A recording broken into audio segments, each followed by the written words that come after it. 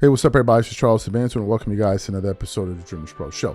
So let's get straight into this topic today here, because this is a pretty interesting one, and I forgot the full intro of this show. So let's get into this one.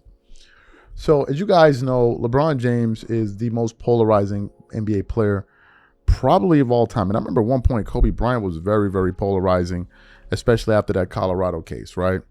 But he was kind of able to do like image rehabilitation after that, and ultimately he got a lot more people on his side.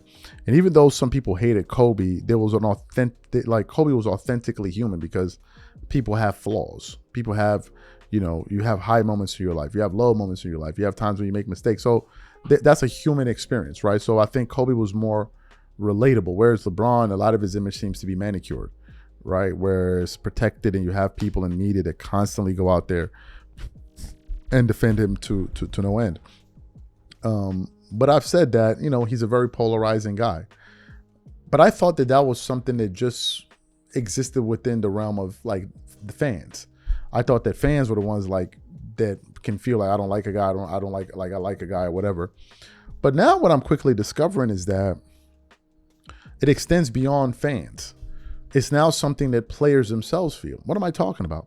So I saw a video today from the Game Over podcast with Rich Paul and Max Kellerman.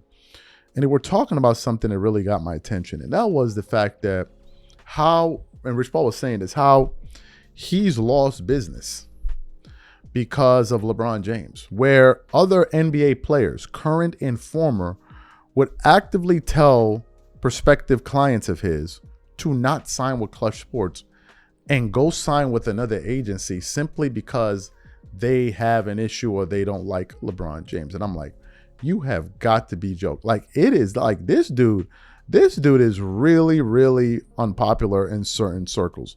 But before we even get into the Rich Paul audio, today's video is brought to you by our sponsor, PrizePicks. All right, guys, the regular season is wrapped up and the NBA playoffs are finally here, and there's no better way to cash in on all of the high-flying hoop action than PrizePicks, a preferred partner of the NBA. Every bucket, every dime, every win means when you're making lineups on PrizePicks. And here's something you didn't want to sleep on. PrizePicks has the Do It Live 2026 NBA Finals sweepstakes going on right now. Make a $5 lineup with at least one live NBA player pick during the playoffs, and you could win a trip for two to the NBA Finals. That alone is reason enough to check out PrizePicks right now. I've been making lineups on the Celtics and Lakers players, and it makes watching the playoffs so much more fun. It's simple. Just pick more or less on player projections across basketball, baseball, hockey, and more. You can even pick the same player up to 3 times in the same lineup with stacks. And if your picks get off to a hot start, cash out early with easy payouts before the game even ends. PrizePicks is now available in all 50 states. Download the PrizePicks app today and use code CLNS to get $50 in lineups after you play your first $5 lineup. That's code CLNS to get $50 in lineups after you play your first $5 lineup. PrizePicks, a preferred partner of the NBA. Okay, perfect. So what we want to do now is we're going to play what Rich Paul had to say here. I want you guys to listen to it, and then we're going to come back and continue on. Take a listen to Rich Paul. Beneath them, because if you can't climb up or you're prevented from climbing up, at least if you can put something below you, you're not on the bottom. That's human. And I want to be clear, like I'm not saying that nobody's above critique. LeBron's not, I'm not, nobody is above critique. But I'm telling you, it's a deeper thing. And I feel the effects of it because I've had NBA current players and former players involve themselves in a recruiting process with a kid that's not their son and purposely push a kid to a different agency because of their disdain for LeBron, and I'm his guy.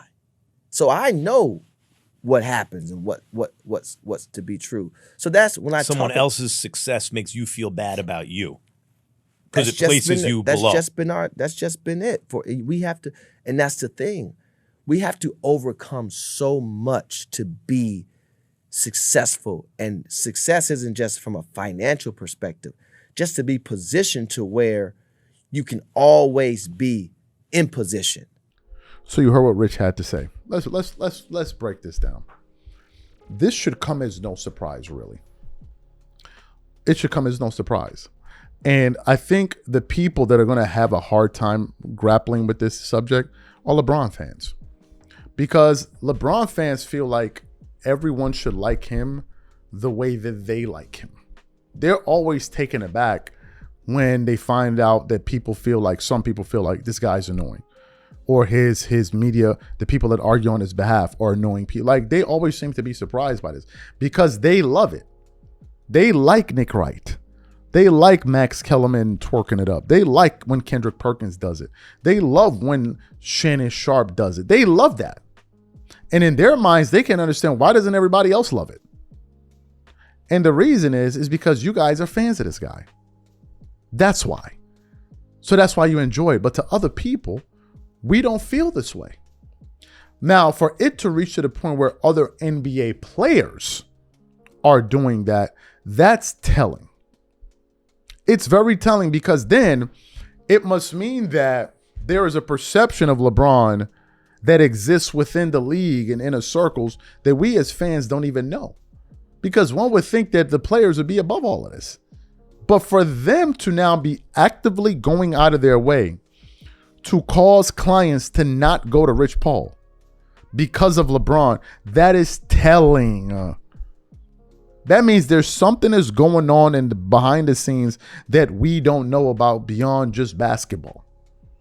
And the media doesn't talk about it, but it's very, very surprising. And it begs the question, what are you guys doing that is causing people to do this? What are y'all doing? What are y'all saying that's making people say, you know what, don't mess with them? There must be something you're doing. There must be something you guys are doing that is causing people to want to just say, you know what, don't go mess with those guys. Could it be something like maybe how you guys handle your other clients? I don't know. Could it be that maybe if you sign with Klutch Sports, maybe you're not going to be prioritized?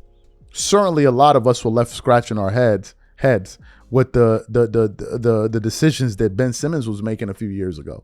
A lot of us were like, this is not going to work.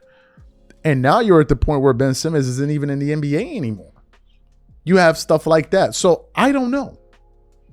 To get to the heart of this, someone would have to ask Rich Paul this. I don't know why. But there's something there that is turning people off. And by people, I'm now talking about NBA players. And if NBA players don't like this, for certain agents themselves don't like this. And I don't know why. We can talk about LeBron being annoying from a basketball standpoint and the stuff that he says, just with the antics, right? That stuff. But that's just fans talking amongst fans about basketball stuff. This is stuff that's now real life business where money's involved. And you're now causing potential clients of this guy to go elsewhere because you have an issue with this guy or you don't like him for whatever reason. And according to Rich Paul, is current and past players. Wow. That's pretty telling. That's pretty telling. These are my thoughts. You guys let me know what you think about this in the comments. Peace.